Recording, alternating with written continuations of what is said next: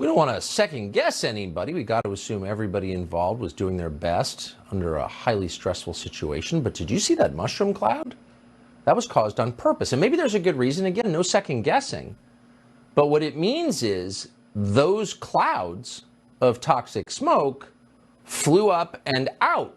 And that toxic smoke almost immediately began killing animals. Dead fish washed up on shore. As one hazardous materials specialist put it, we basically nuked a town with chemicals.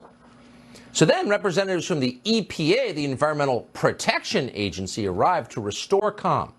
Yes, an EPA spokesman explained, chemicals from the derailed train did enter the local watershed. And yes, they did kill fish. But the drinking water supply remains totally safe. The fish are dead, but go ahead and fill your thermos and brew some coffee. Everything's fine. Now, we don't know if the locals in East Palestine are drinking the water tonight, but we can tell you the Biden administration doesn't seem too concerned about it either way. Donald Trump got over 71% of the vote in the county in the last presidential election. That's not exactly the Democratic Party's core demographic. Fentanyl, toxic waste spill, whatever. They're not our voters. And by the way, what does a chemical spill have to do with climate change?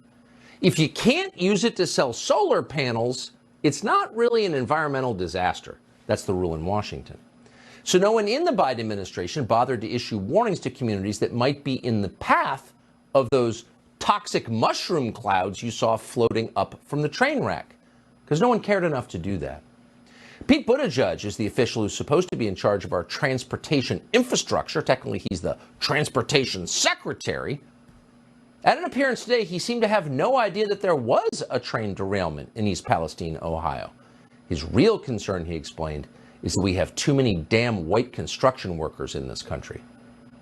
We have heard way too many stories from generations past of infrastructure where you got a neighborhood, often a neighborhood of color, that finally sees the project come to them, but everyone in the hard hats on that project looking like, doing the good-paying jobs, don't look like they came from anywhere near the neighborhood.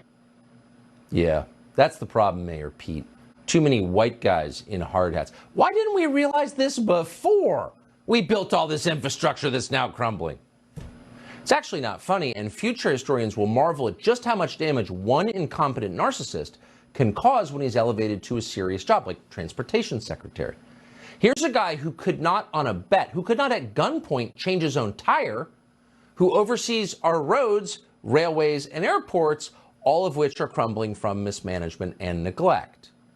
And not just from mismanagement and neglect, but also from actual acts of sabotage. Over the last 2 years, the FBI has investigated more than 40 cases of rail sabotage in Washington state alone, in one state. Now, a lot of those attacks involve so-called shunt devices. Those are wires stretched between tracks that interfere with the train's electrical signals and cause derailments.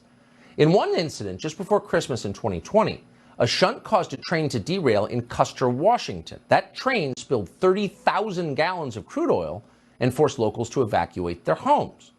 Well, that's not the environmental disaster that Joe Biden talks about, because, of course, he can't buy solar panels from the Chinese to fix it.